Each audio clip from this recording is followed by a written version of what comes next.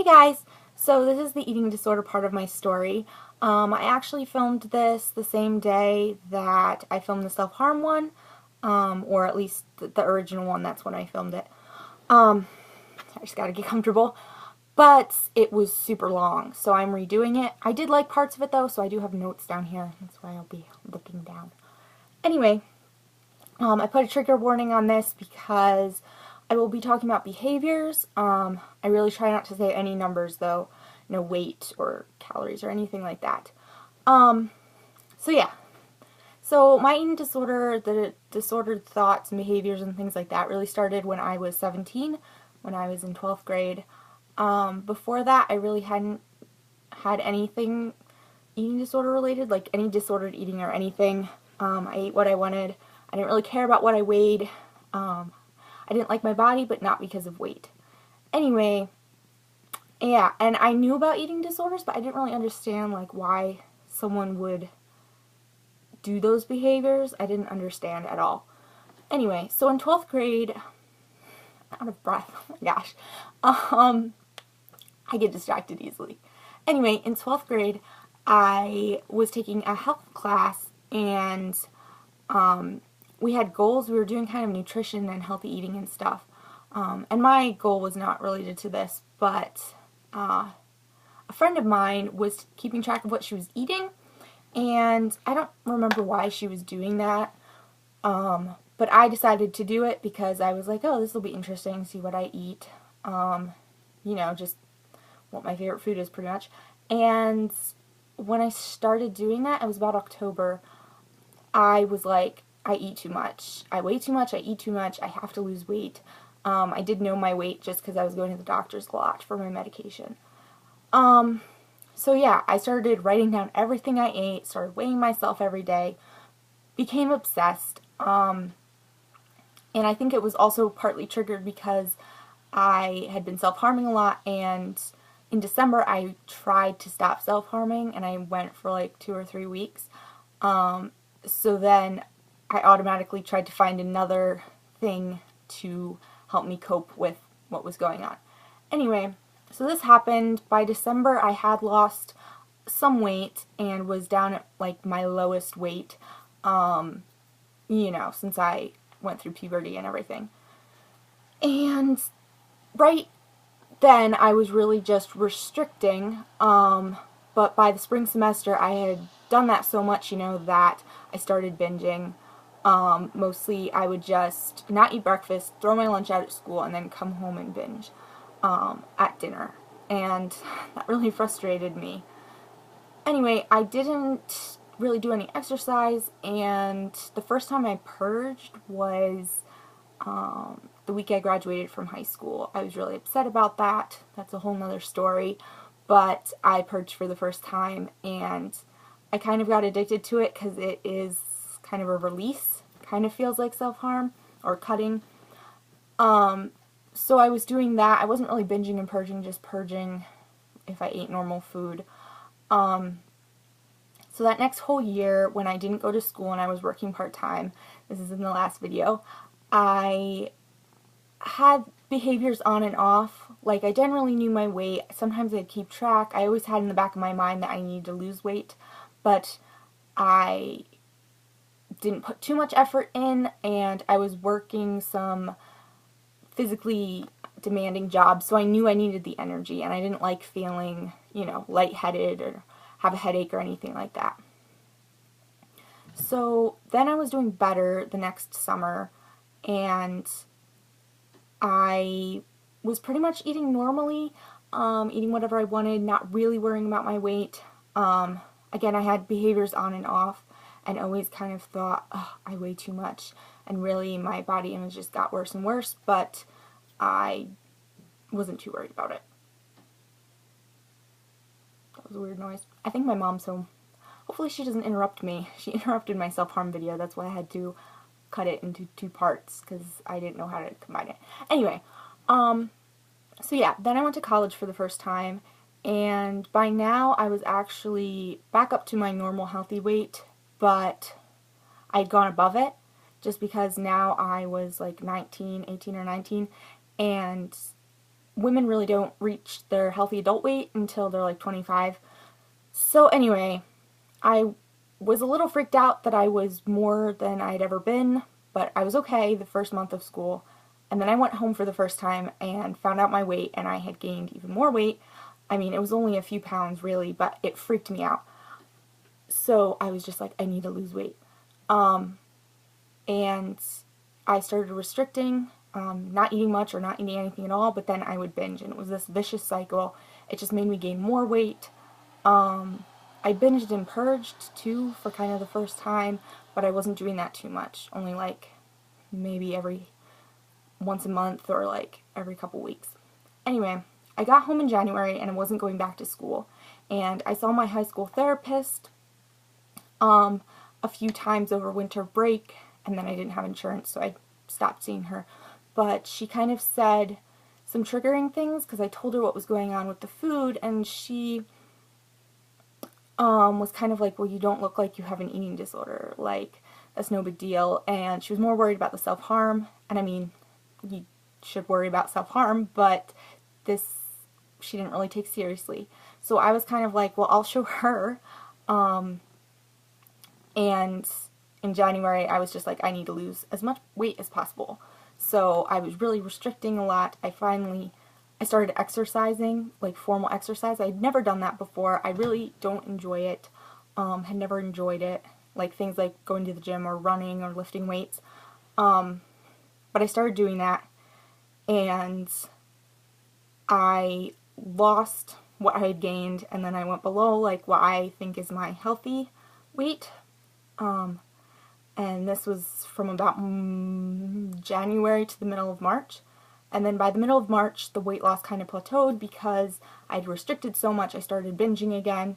This is where my self-harm came in as like a punishment. I was burning myself, burning words into my skin, really just negative things, not good things. And then I was kind of like, well, if I can't lose any more weight, I'll just do whatever I want. And I started binging and purging a lot. Like purging, in the beginning it was like every other day or every few days, but then by the middle of the summer, it was every day, multiple times a day, not really eating anything in between. And I did lose some more weight just because of dehydration. My weight would fluctuate a lot because obviously the purging was dehydrating me. At this point I also used laxatives a bit. I haven't really used them that much because when I went to college I threw them out like in that September, and the last time I used laxatives was right before I went to treatment last year. I was like, well, I'm, gonna lose as much weight as possible, so I was abusing laxatives for like the 2 weeks before I went to treatment. Anyway, so no one really knew. I didn't really want to tell anyone because I didn't have insurance and I didn't want to be a burden or whatever.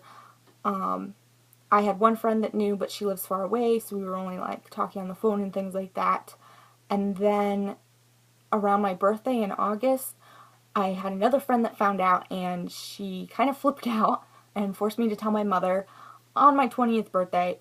Not fun. Anyway, so then my mom was like, oh my gosh, we need to get help, blah, blah, blah. And I was ready to go to college like the next week. So she called the college, called the health center, got me set up with a therapist there. And she ended up being a really bad therapist I talked about in the last video, who's supposed to like specialize in eating disorders, but whatever. She did not help. But I did go to college, and like the first month I was like, oh, I'm seeing a therapist now, I'm getting help, maybe I can recover. And then she ended up not being helpful, and I kind of just gave up. So that whole semester of college last year, this was 2015, when I was 20, I was just obsessed with losing weight and using my behaviors and all of that. I mean, I was keeping track of everything that I ate, all of that crap. Terrible. And it affected my school because it was all I thought about was when is the next time that I'm going to have to eat or, eat with people, or when's the next time I can binge and purge. I would rush through tests so that I could get back to my room and binge and purge before my roommate got back. I had really bad grades because I was just too focused on my eating disorder. But I didn't think it was that bad. I mean, I wasn't like in total denial that I had an issue. I knew I had issues, but I was like, I'm functioning, I'm living, I'm, you know, a healthy weight. It's not going to hurt me, it's not going to kill me. And then when I was suicidal and then decided to go to treatment, the biggest thing I was worried about was gaining weight. I kept telling everyone who was suggesting going to treatment until I finally admitted. I was like, no, I can't. They're going to make me gain weight. That's all I wanted to talk about with my therapist. She could probably tell you that's what I was obsessed with. But I went to an eating disorder treatment place. I was inpatient. I did talk about this in the last video. Anyway, it took me a little while. Sorry, my nails chipped. It took me a little while to, you know, even commit to recovery once I got there. It took like 4 weeks. I wouldn't eat what I was supposed to. I would refuse supplement. I sometimes wouldn't drink. And I didn't really trust the dietitian or anyone. It took about 4 weeks for me to even trust her that I wasn't actually gaining weight, besides just weight from dehydration from using laxatives, that type of thing. So I was actually okay, and I finally trusted her and finally really committed to eating disorder recovery, stopped using behaviors, and stopped doing all of those things and tried really hard. So like the last 2 months of treatment there was awesome. I grew so much with my eating disorder and was able to challenge myself, challenge meals, restaurant challenge, that type of thing.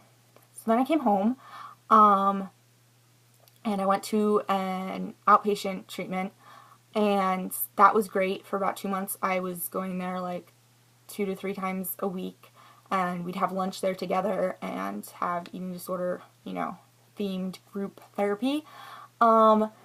And yeah, by July, when I ended that, I was really eating intuitively. My body image has improved so much. I really don't think I need to lose weight anymore. Well, most of the time. I am not worried about that at all. I don't really want to gain weight. I think that I'm at my healthy adult weight now. I have gained some, you know, since starting recovery. But I have a healthy, strong body now, which is so much better than a malnourished, sick one. Anyway, at the moment, I mean, recovery is not perfect. I think that my recovery has gone somewhat faster than some people's, and I'm very thankful for that. But right now I'm kind of struggling with restricting a little bit, just because this fall my depression has been kind of, I've had low mood a lot, and it affects my appetite a lot. And it's just hard to eat a lot and eat enough most of the time, and I was kind of just letting myself go in this fall and just saying, well, I'm eating intuitively, and it's not like I wanted to lose weight, but recently I went to my dietitian and got weighed, and I have lost some weight. I actually don't know exactly how much. We discuss how much I weigh, but I get blind weights and kind of just get an estimate. So I'm not obsessed with that specific number. Anyway, so yeah, right now, that was last week actually, not long ago. Right now I'm trying to eat my whole meal plan, eat all my exchanges, and I'm having a bit of a hard time with it just because I haven't been doing that for the last couple months. I haven't been eating significantly less, just not quite enough. So anyway, that's where I'm at right now, and I really, like, the voices and obsessive thoughts that go along with my eating disorder have really stopped. I really don't think the way I used to, the way I thought, you know, this time last year or this time 12 months ago. No, I meant 10 months ago. 12 months is the same as a year. Anyway, so I guess that's just where I'm at right now. Yeah. So now I'm done my story, and I can maybe do some vlogs, because just being able to talk about what's going on and put it in words sometimes helps if I don't have someone else I can talk to about it. And I'll introduce you to my cat. He's actually my sister's cat. He's been laying here this whole time. He's a baby. I love my cats. His name is Stormy. He actually has a very long name that my sister's made up, but I just call him Stormy. Aww. And he likes my bed. Anyway, so that's the end of my video, and this one is much shorter. So hopefully I'll be posting this tomorrow morning when I have internet. Okay, bye.